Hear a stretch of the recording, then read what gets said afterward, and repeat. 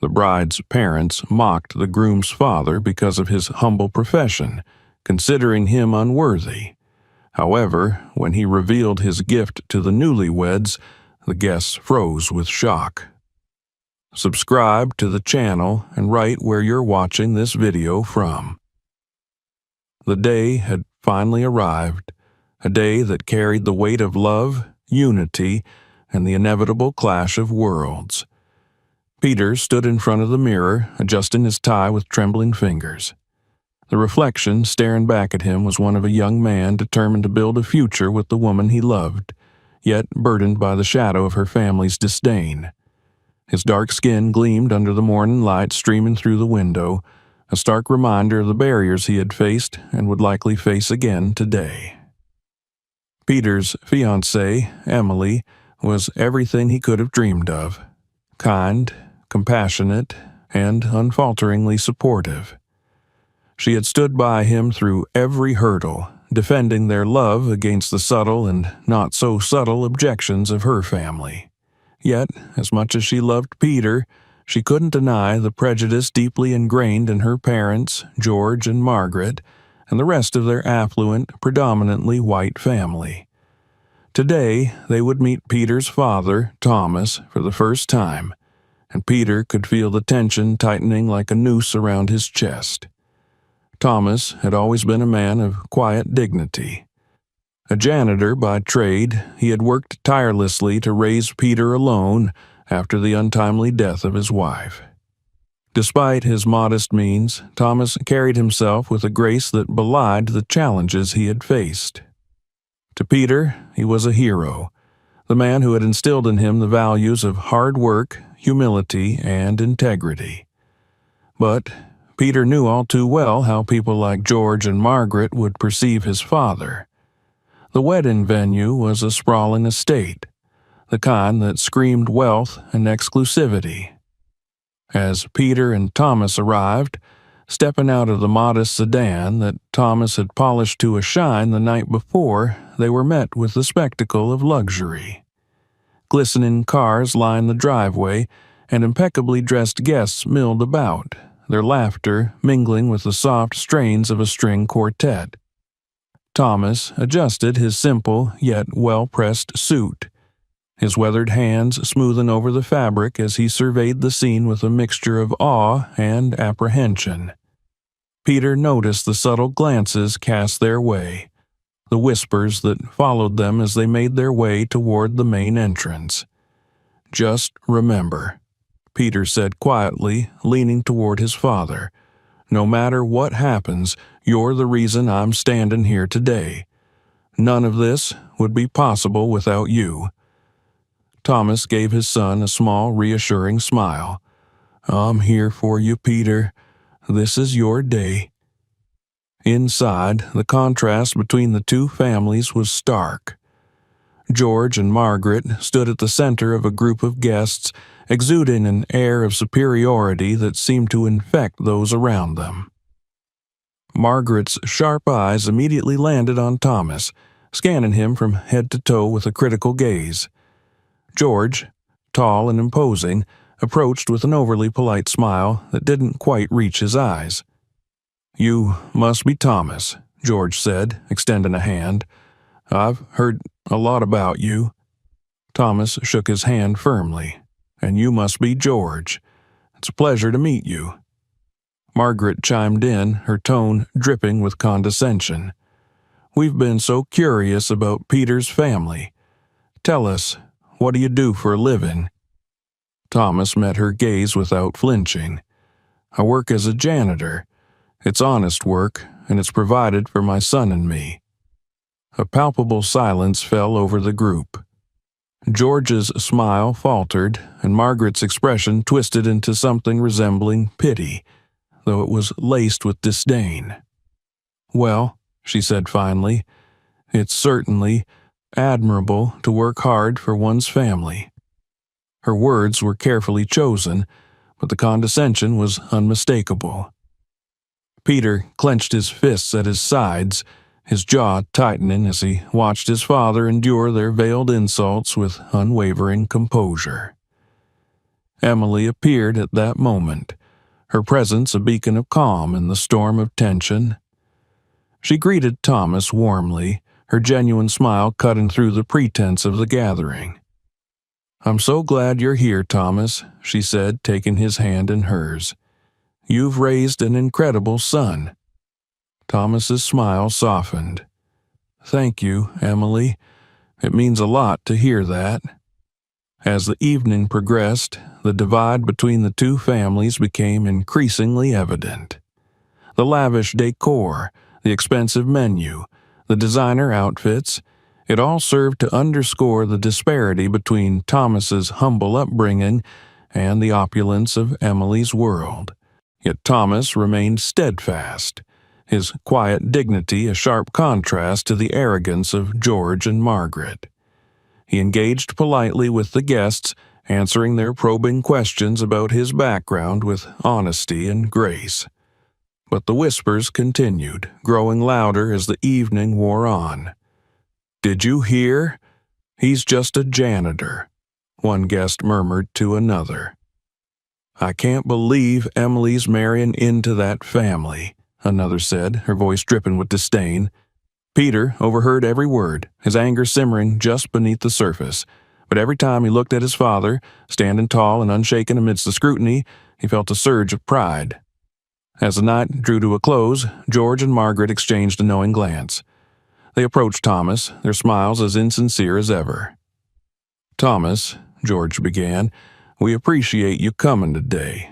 It must be a bit overwhelming, being in a setting like this." Margaret added, "Yes, it's not every day one gets to experience this level of refinement." Thomas met their gazes steadily. "It's certainly a different world," he said evenly. "But I've found that what truly matters isn't the setting, but the people." George and Margaret were momentarily taken aback by his response, but their composure quickly returned. "Well," George said, forcing a chuckle, "I suppose we all come from different walks of life." As they turned to leave, Peter stepped forward, placing a protective hand on his father's shoulder. "You don't have to do this, Dad," he said quietly. Thomas shook his head. "This is your day, Peter. I won't let their ignorance ruin it." But as the wedding day unfolded, the tension continued to build, setting the stage for a confrontation that would lay bare the true character of everyone involved. The grand dining hall shimmered under the glow of crystal chandeliers, the tables adorned with pristine white linens and arrangements of fresh lilies. Guests began taking their seats, the clinking of fine china and hushed murmurs creating an undercurrent of expectation. Despite the opulent surroundings, a palpable tension hung in the air, like a storm waiting to break. Peter and Thomas entered the room together, their presence immediately drawing the attention of Emily's family and friends.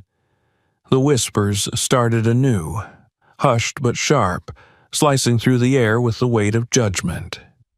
Thomas, ever composed, followed Peter to their assigned table near the front of the room, where Emily's parents, George and Margaret, were already seated. Their expressions were carefully neutral, but their body language, stiff postures, slight averted glances, betrayed their discomfort. Emily was by their side, her warm smile a stark contrast to her parents' frosty demeanor. She gestured to Thomas, inviting him to sit beside her. As everyone settled in, George cleared his throat, his voice cutting through the murmurs. "Before we begin, I'd like to welcome you all to this special occasion. Tonight, we celebrate not only the union of Emily and Peter, but also the merging of two families." He paused, glancing briefly at Thomas. "Though we come from different walks of life, I hope we can find common ground." The remark, though framed diplomatically, carried an undercurrent of condescension. Thomas simply nodded, his face unreadable, while Peter bristled beside him. The servers began circulating, placing artfully arranged dishes before the guests. The hum of conversation resumed, but it wasn't long before the focus returned to Thomas. "So, Thomas," Margaret began, her tone light but with an edge that suggested she was probing for sport. "Peter mentioned that you've worked tirelessly to support him. That's admirable. What is it you do again?" Thomas placed his fork down, meeting her gaze with quiet confidence. "I'm a janitor. I've been one for most of my life." The statement hung in the air, followed by an uncomfortable silence. Margaret's perfectly arched eyebrows lifted in a performance of polite surprise. George leaned forward, a tight smile playing on his lips. "A janitor, you say? That's certainly a noble profession," he said, his words laced with insincerity. "It must be fulfilling to know you've done your part, even in such humble circumstances." Peter's hand tightened around his glass, the sound of his knuckles cracking barely audible. Emily placed a calming hand on his arm, though her own frustration was evident in the way her cheeks flushed. Thomas, however, remained unperturbed. "It's honest work," he replied evenly. "It allowed me to raise my son and give him the opportunities he needed to succeed. I wouldn't trade it for anything." Margaret tilted her head, her lips curling into a smile that didn't reach her eyes. "Of course. And now look at Peter, a testament to your hard work. Though I imagine Emily's influence has helped polish him a bit." She chuckled lightly, glancing around the table for validation. A few of the guests exchanged amused looks, but Peter's expression darkened. "It's not polishing, Margaret," Peter said, his voice tight with restrained anger. "It's about character, and that's something my father taught me better than anyone." Thomas placed a hand on Peter's arm, gently signaling him to stay calm. "Thank you, son," he said quietly. Turning back to Margaret, he added, "Character is something that's often overlooked, but it's what truly defines a person." The conversation shifted temporarily, but the tension lingered. As the main course was served, another guest, an older man with a commanding presence, leaned forward, his voice cutting through the general murmur. "Forgive my curiosity, Thomas, but how does a janitor raise a son who's accomplished so much? It must have been challenging." Thomas nodded, unflinching. "It was. But challenges shape us. I taught Peter to face them with integrity and resilience, and he's made me proud every step of the way." "Indeed," the man replied, his tone neutral but his expression skeptical. "And yet, I can't help but wonder, what exactly are you bringing to this marriage, Thomas? Surely you've thought about how you might contribute." Before Thomas could respond, Margaret interjected, her voice dripping with faux concern. "Oh, I'm sure Thomas has something planned, though, of course, it's hard to compete with what we've provided." The implication was clear and the table fell silent once more. Emily, unable to hold her tongue any longer, spoke up. "Mother, that's enough. Thomas has already given Peter more than most parents ever could. Maybe we should be focusing on celebrating instead of—" She hesitated, glancing around the table. "Instead of whatever this is." Margaret's smile stiffened, and George gave a placating wave of his hand. Now, Emily. We're just trying to get to know Thomas. It's only natural to ask questions." The meal continued, but the atmosphere grew increasingly strained. Every attempt by Thomas to participate in the conversation was met with thinly veiled barbs or dismissive responses. The other guests, emboldened by George and Margaret's behavior, began to join in, their whispers barely concealed. "Can you imagine? A janitor at an event like this," one woman murmured to her companion. "It's almost laughable. I wonder what he'll give as a wedding present," another said. A mop, perhaps. Peter heard every word, his temper nearing its breaking point. But it was Thomas's unwavering composure that kept him grounded. His father's calm in the face of such blatant disrespect was a reminder of the strength Peter had always admired. Finally, as dessert was served, George leaned back in his chair, addressing Thomas directly. "Well, Thomas, I suppose we'll find out soon enough what kind of gift you've brought for the happy couple. I'm sure it'll be thoughtful." The remark drew chuckles from several guests, but Thomas merely smiled. "I believe gifts should carry meaning, rather than simply a price tag," he said. "I hope it will be appreciated for what it represents." George opened his mouth to respond, but Emily cut him off. "Enough, Dad. This is supposed to be a celebration, not an interrogation."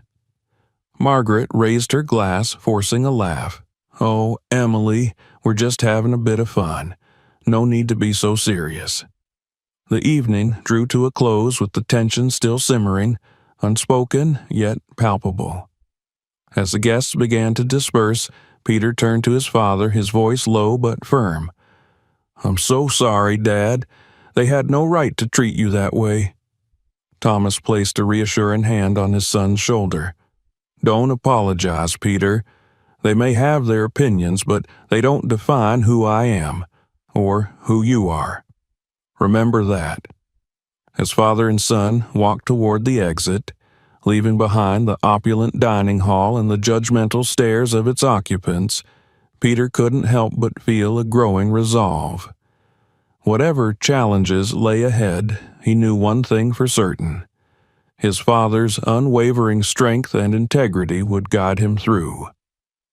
The night, though difficult, was far from over, and the events that followed would test them both in ways neither could have anticipated.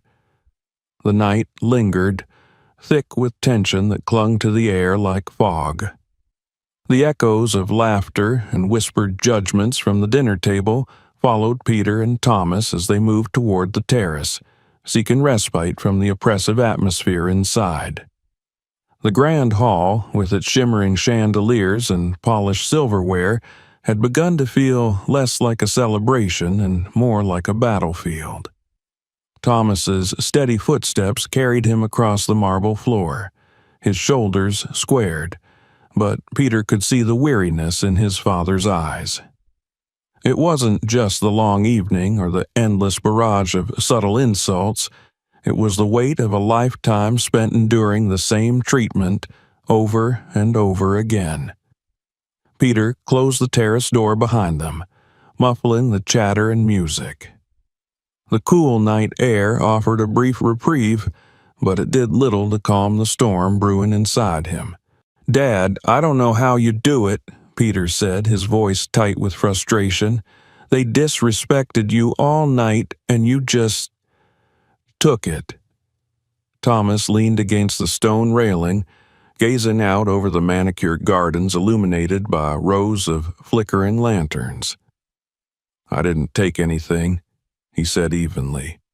"I chose not to give them the reaction they wanted." Peter shook his head. "But why? Why not stand up to them? Let them know they can't talk to you like that." Thomas turned to face his son, his expression calm but resolute. "Because tonight wasn't about me. It's about you and Emily. If I let them drag me into an argument, it would have ruined everything, and I won't let their ignorance take that from you." Peter opened his mouth to respond, but the terrace door swung open and Emily stepped outside, her face drawn with concern. "There you are," she said softly.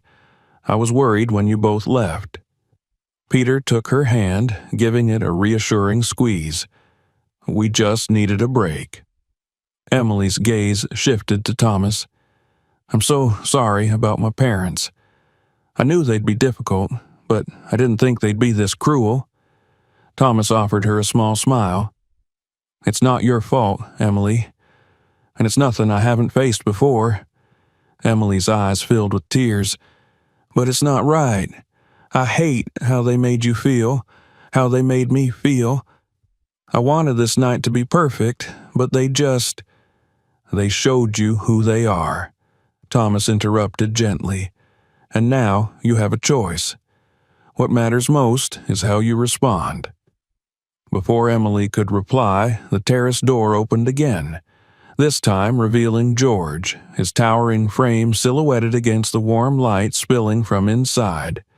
His smile was tight, forced.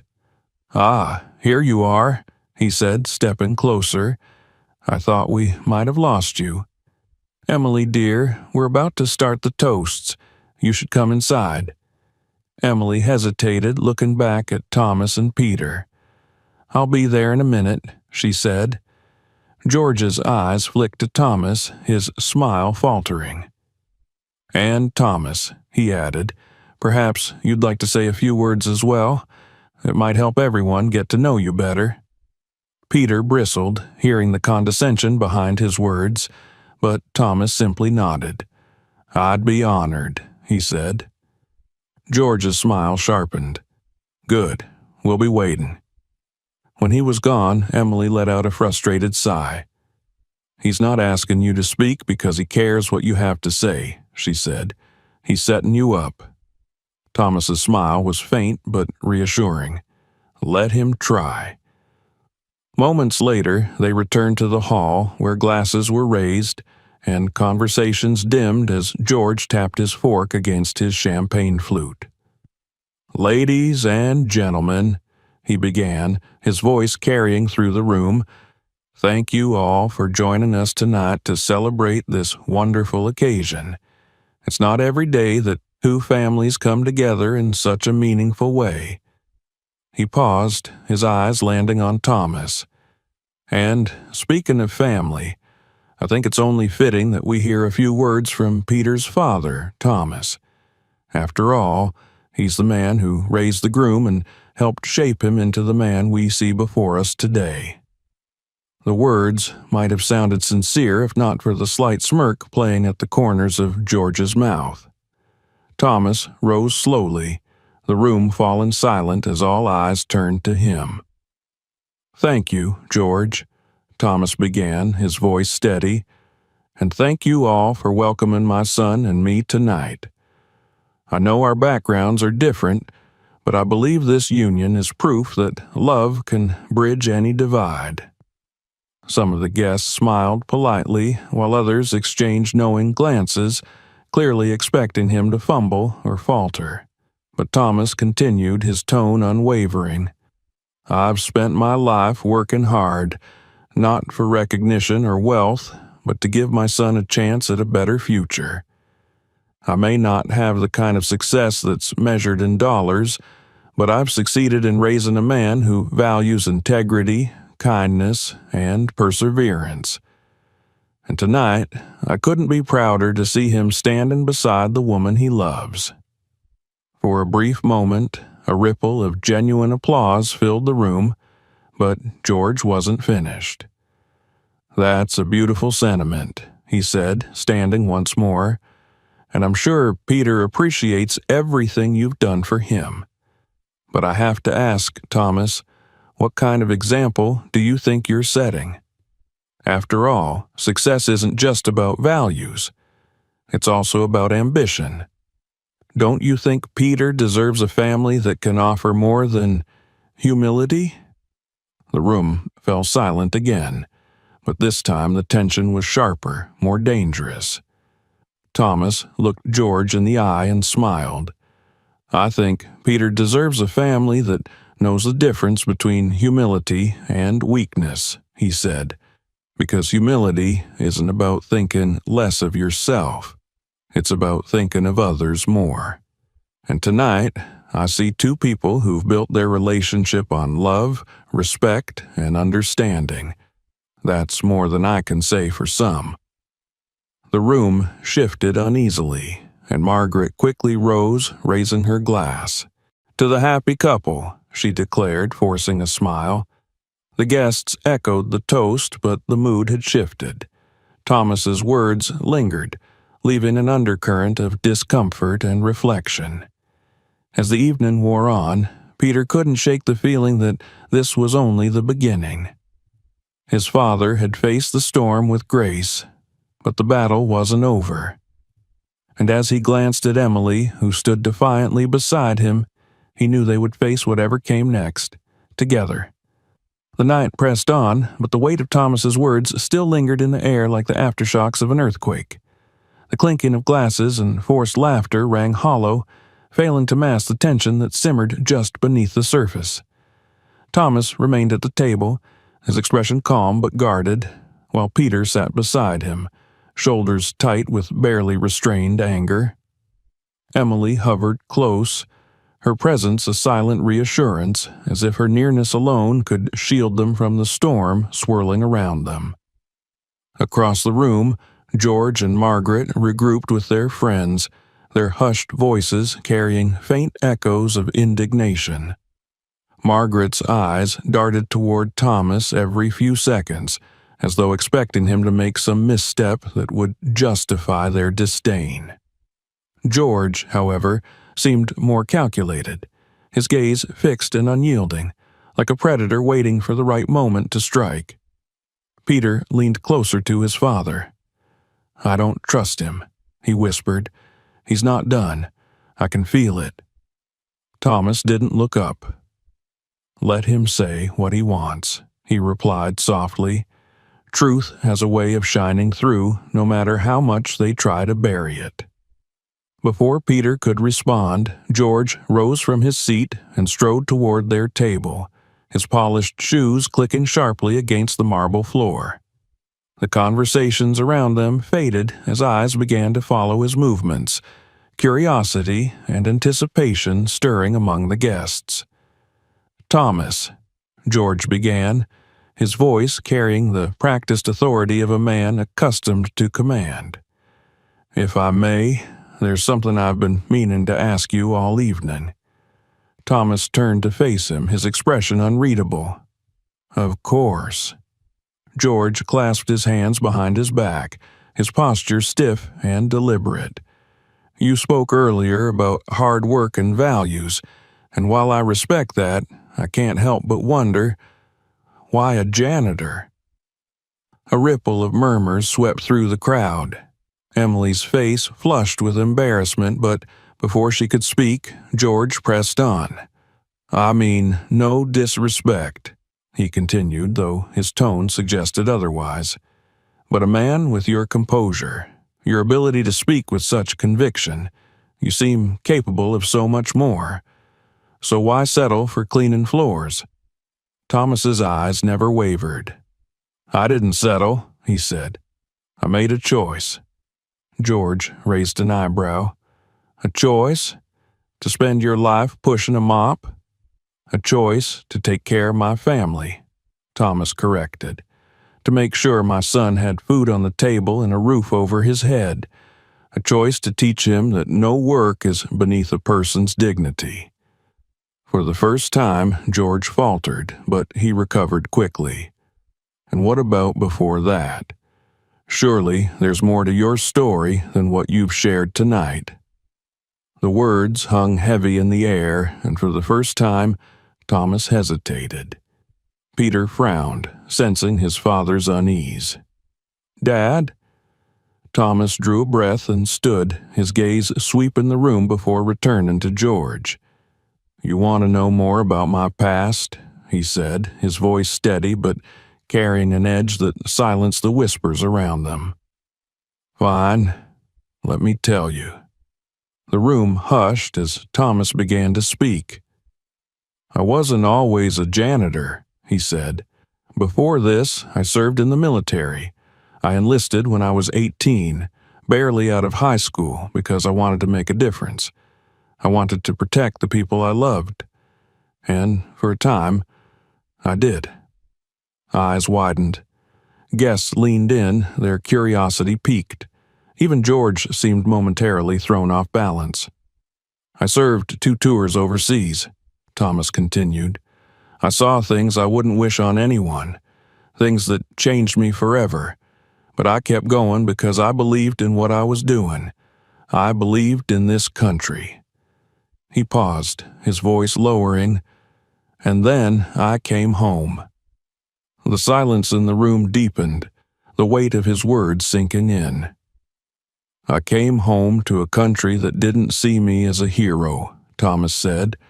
"It saw me as a black man, a man who could risk his life for freedom abroad but still be treated as less than human at home. The medals I earned didn't matter. The sacrifices I made didn't matter. All people saw was the color of my skin."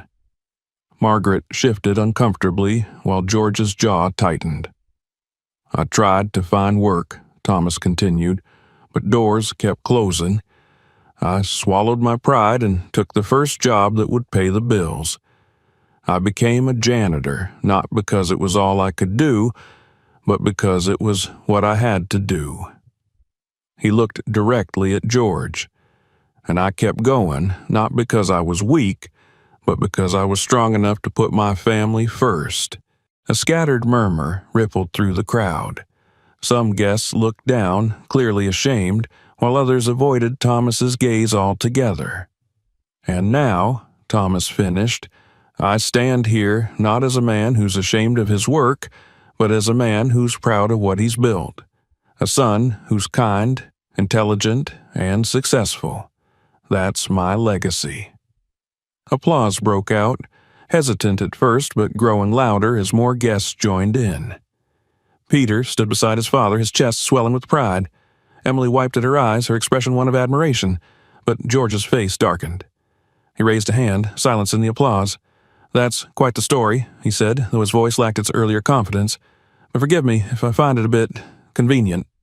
Thomas frowned. "Convenient?" "Hero or not," George said, "you're still a man who settled. And frankly, I don't think that's the example my daughter needs in her life." The words struck like a slap, and the room fell silent once more. "Enough," Emily said, her voice shaking. "I won't let you talk to him like that." George turned to her, his face hard.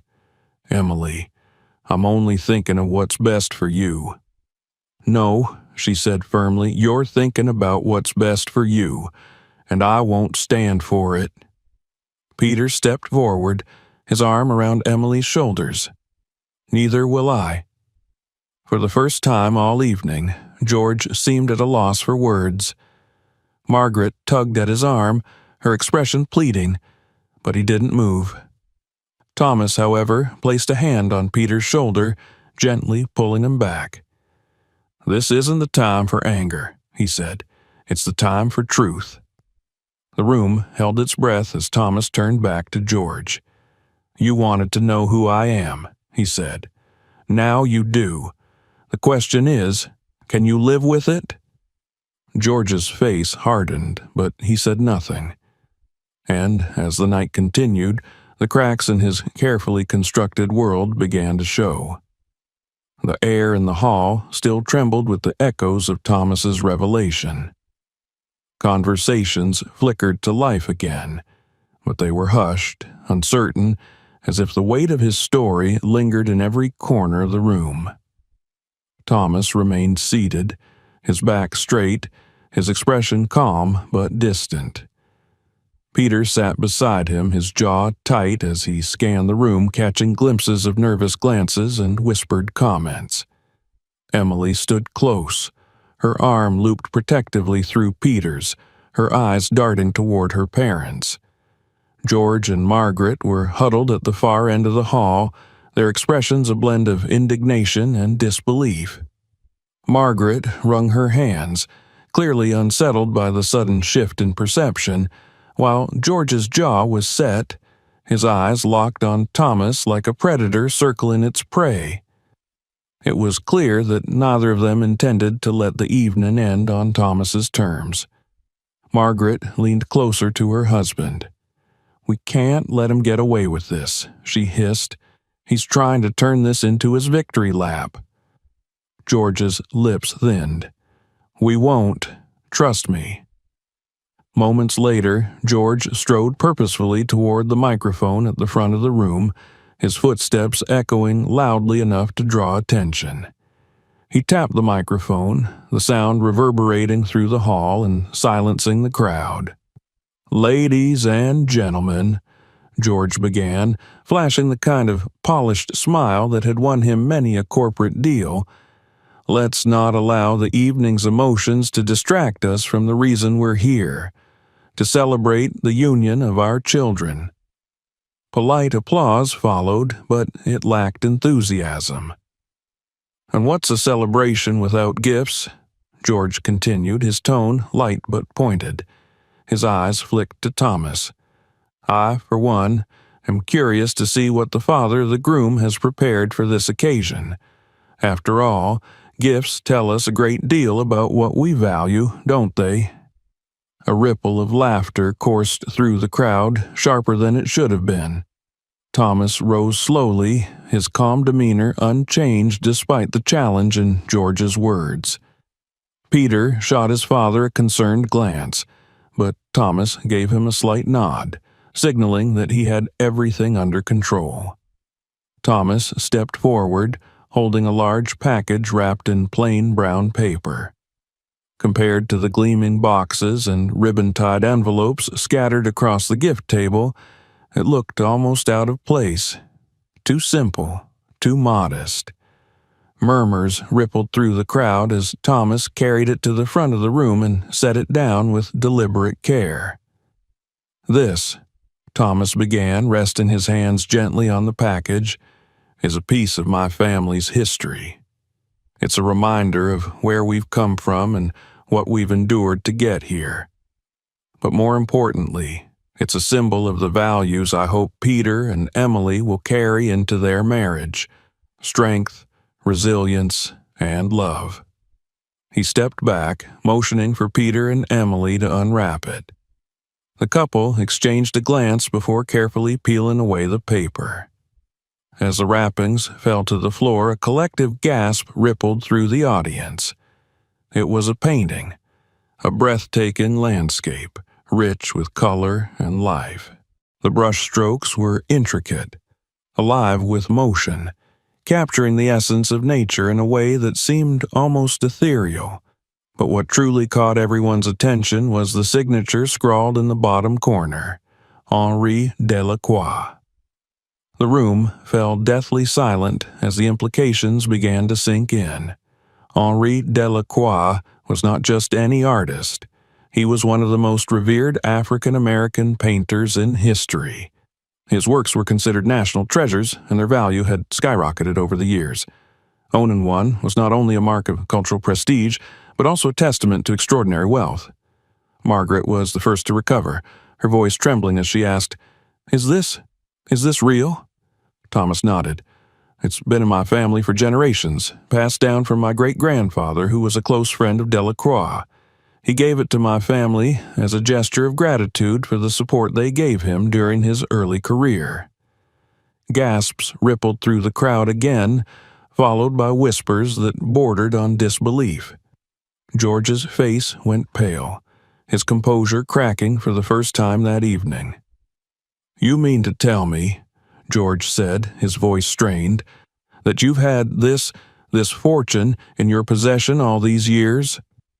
Thomas met his gaze evenly. "Yes. And you still chose to work as a janitor?" George's voice rose, disbelief giving way to anger. "You could have sold this and lived comfortably? You could have—" "Could have what?" Thomas interrupted, his voice calm but firm.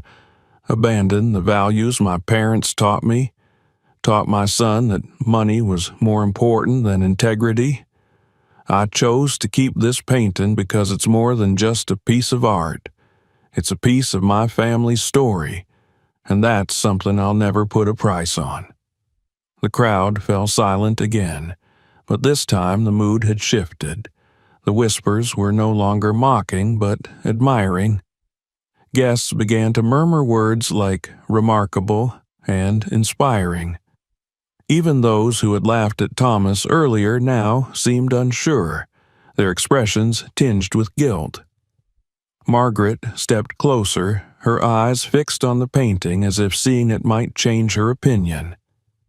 "You mean to tell me," she said, her voice brittle, that you've been sitting on something this valuable and never thought to what? Flash it around to earn respect? Thomas cut in. Respect isn't something you buy, Margaret. It's something you earn. Her mouth opened and closed, but no words came out. George, however, wasn't ready to concede. This doesn't change anything, he snapped. You're still a man who raised a son you're clearly not good enough to deserve, Emily interrupted sharply. The room froze. George turned to his daughter, his face reddening. Emily, you don't mean that. I do, she said, her voice steady. You've spent the entire night trying to tear Thomas down, but all you've done is show me how small-minded you really are. And I'm done letting you ruin this day. Peter stepped beside her, taking her hand. So am I. The finality in their words hung heavy in the room. George and Margaret looked at each other, their expressions a mix of shock and helplessness, but it was too late. The tide had turned. Thomas stepped forward, resting a hand on Peter's shoulder. I don't need anyone's approval, he said, his voice carrying through the room, and neither do you. Stand tall, son. You've earned it. As the applause began, first tentative and then growing stronger, George and Margaret retreated to the back of the room. For the first time in their lives, they were no longer in control. And for the first time that night, Thomas allowed himself to smile, not in triumph, but in quiet, unwavering pride. The applause lingered, a wave of sound that rippled through the hall, but it carried a weight far heavier than celebration. It was not the kind of clapping that followed a performance or a practiced speech. It was raw and uncertain, born out of a collective reckoning. Some guests clapped hesitantly, unsure whether to align themselves with Thomas's quiet dignity or with the wealth and power that George and Margaret still represented. Others remained silent, their gazes fixed on the floor, unwilling to meet the eyes of the man they had ridiculed only moments before. Thomas remained at the front of the room, his steady hands resting lightly on the frame of the Delacroix painting, as though grounding himself in its history. Beside him, Peter and Emily stood shoulder to shoulder, their unity as a couple more evident than ever. Across the hall, George and Margaret lingered at the edge of the crowd, their carefully curated confidence unraveling thread by thread. But the night wasn't over. Not yet. George stepped forward, his face pale but his voice forced into steadiness. I think we've let emotions get the better of us tonight, he said, raising his hands as though trying to calm the room. Let's not lose sight of why we're here, to celebrate love and family. The words rang hollow, and George seemed to realize it. His eyes darted toward the painting, then back to Thomas. And while this gift is unexpected, I think it's important to remember that material possessions, no matter how valuable, don't define who we are. It was a desperate attempt to regain control, but Thomas didn't flinch. Instead, he stepped forward, his presence commanding the room without effort. You're absolutely right, George, Thomas said, his voice calm but resonant. Material possessions don't define us. Our actions do. The choices we make when no one is watching. The way we treat people when there's nothing to gain. The room fell silent. Even George seemed momentarily frozen, as if the ground beneath him had shifted and he was struggling to regain his footing. I didn't give this painting as a display of wealth, Thomas continued. I gave it because it represents something far more valuable than money. History, resilience, and the sacrifices of those who came before us. It's a reminder that true worth isn't found in what we own, but in what we stand for. A murmur of agreement swept through the crowd. Margaret's lips thinned, her carefully applied lipstick no longer masking the tension in her expression. Thomas's gaze swept the room. But tonight isn't about me. It's about Peter and Emily, their love, their future. And what I want more than anything is for them to build a life based on respect and understanding. Because love, real love, doesn't discriminate. It doesn't care about the color of your skin or the size of your bank account. It endures because it's built on trust.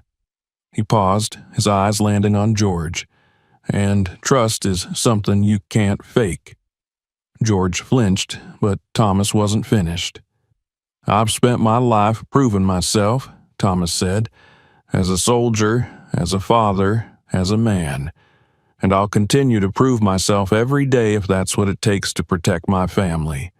But I won't apologize for who I am. Not to you, not to anyone. The applause this time was louder, more certain. It rolled through the hall like thunder, and this time no one hesitated to join in. Even some of George's friends, wealthy, privileged, and previously smug, clapped along, perhaps recognizing the sincerity in Thomas's words, or perhaps fearing they'd be judged for remaining silent. But George stood stiffly, his face a mask of frustration. He stepped closer, lowering his voice as if hoping the crowd wouldn't hear. "You think you've won them over?" he hissed. "This doesn't change the fact that you're still—" "A better man than you?" Peter interrupted, stepping between them. His voice was sharp, but his posture was steady, radiating the same quiet strength he had learned from his father. "Because that's exactly what he is." George's mouth snapped shut, and Peter didn't back down. "I've listened to you insult him all night," Peter said. "I've watched you try to tear him down just to make yourself feel bigger. But it didn't work, did it? Because my father doesn't need money or status to prove his worth. And honestly, neither do I." Emily stepped beside him, her voice equally firm. "And neither do I." George faltered, his gaze shifting to Margaret, but she offered no support. Instead, she lowered her eyes, clearly rattled by the shifting tide of the room. Thomas stepped forward, his voice softer now but no less powerful. "This isn't about winning," he said.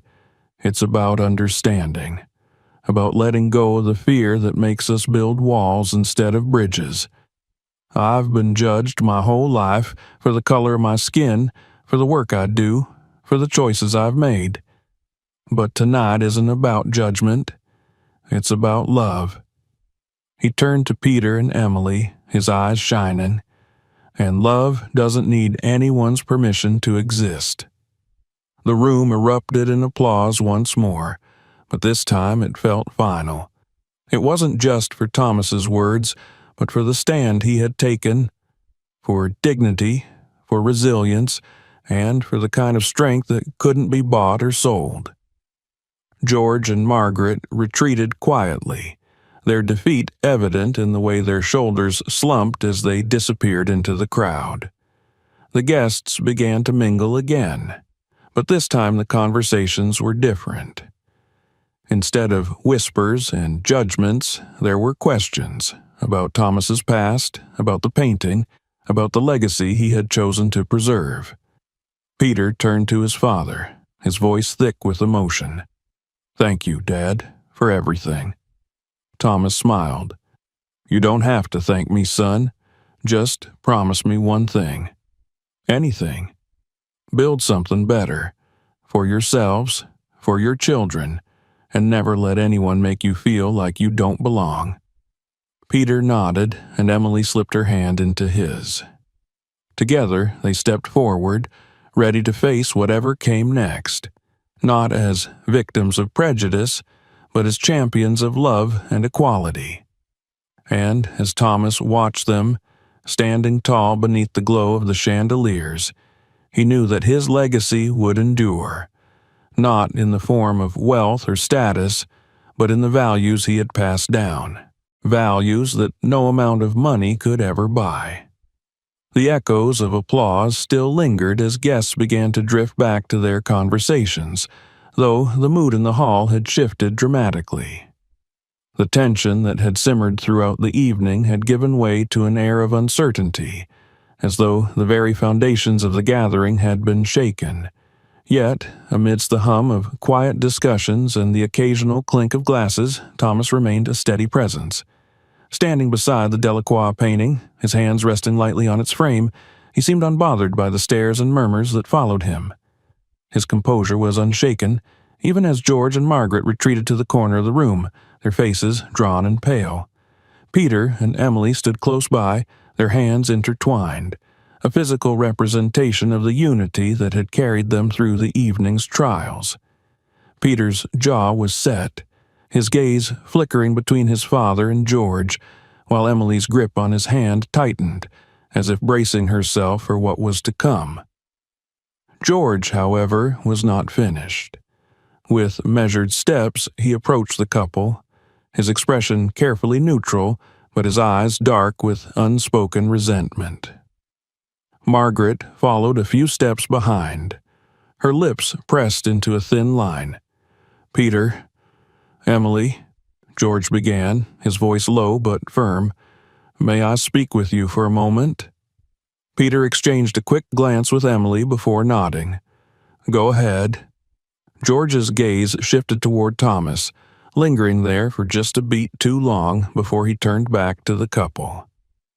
"I think we can all agree that tonight hasn't gone exactly as planned," he said, his words carefully chosen. "But there's still time to set things right." Peter frowned. "Set things right?"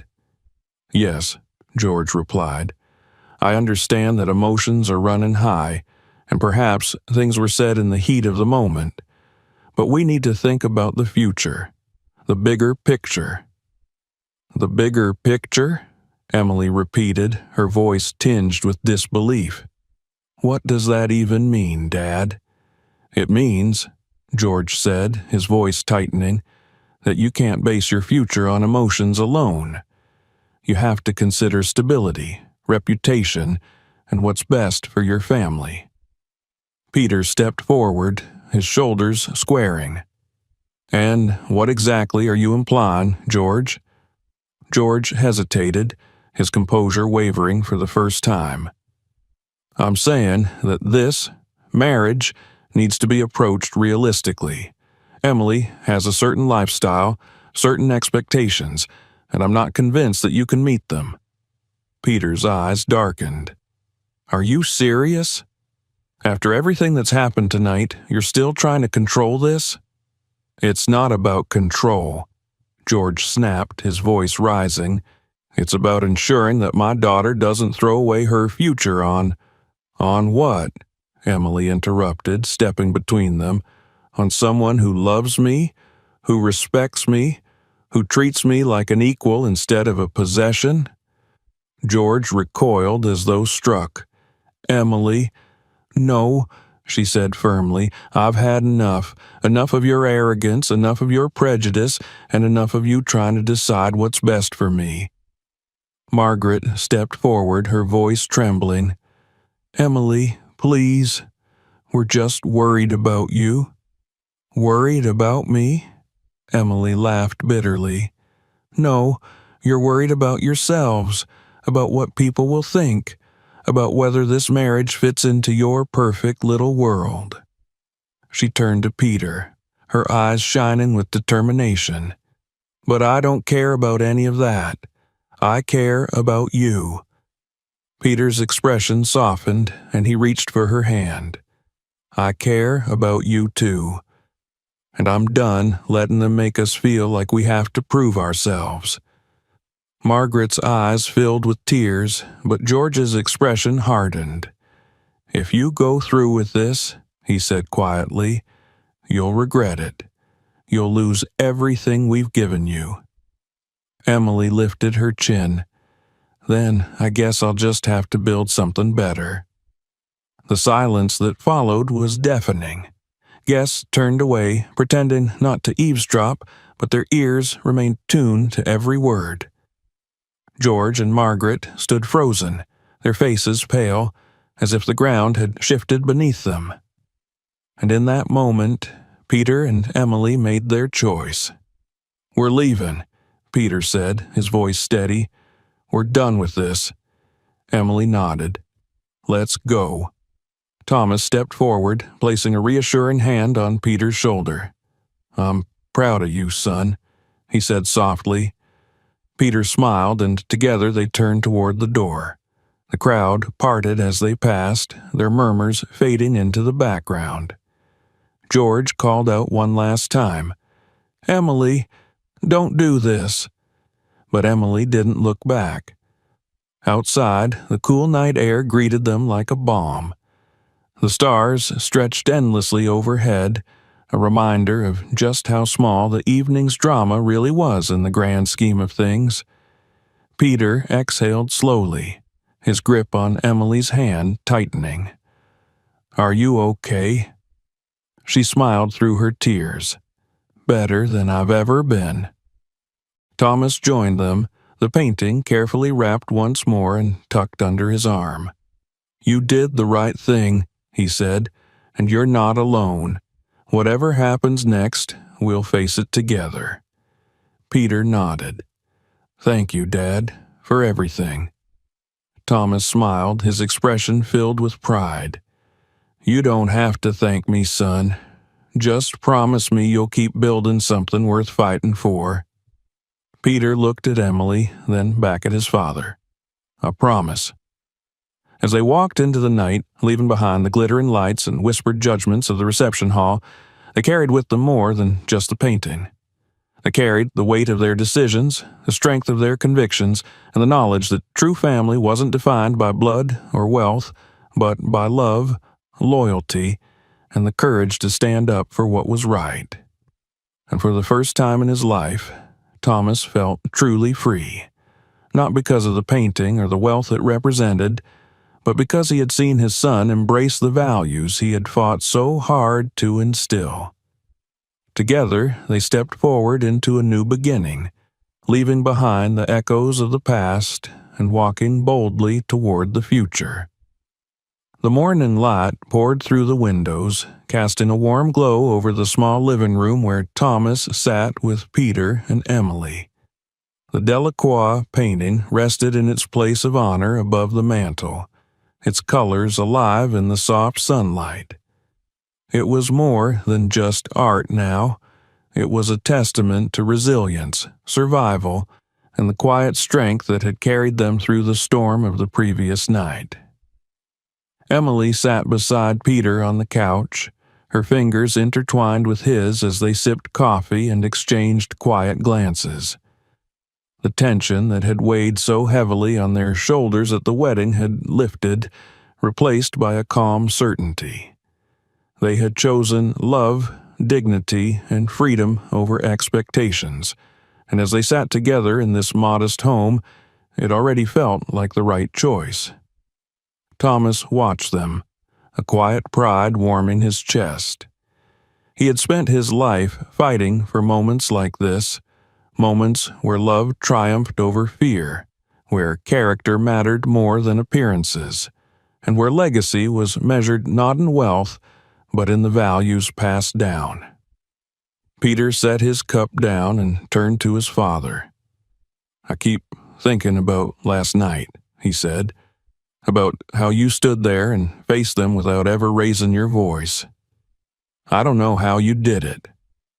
Thomas smiled, leaning back in his chair. "Because anger doesn't change hearts, son. Only truth can do that. And sometimes the truth doesn't need to be loud, it just needs to be steady." Emily leaned forward, her voice soft but resolute. "Do you think they'll ever change? My parents, I mean." Thomas studied her for a moment before answering. "Maybe, maybe not. Change takes time and not everyone's ready for it. But that doesn't mean you wait for them to catch up. You move forward and you show them what's possible. Sometimes the best way to change someone is to live in a way they can't ignore." Peter nodded, his jaw tightening. And if they don't, then you keep building, Thomas said. You build something better. That's the legacy you leave. Not what you inherit, but what you create. Emily smiled at that, her hand tightening around Peter's. I think we're ready for that. Thomas looked at them both, seeing the strength in their eyes, the same strength he had fought to instill in Peter since the day he was born. He rose from his chair and walked to the mantel, his fingers brushing the edge of the painting. This, he said, gesturing to it, is a reminder of where we've come from, of the struggles that shaped us. But it's not the legacy I want you to carry. Peter frowned. It's not? Thomas shook his head. No, the real legacy isn't hanging on a wall, it's sitting right here. He looked at Peter, then at Emily.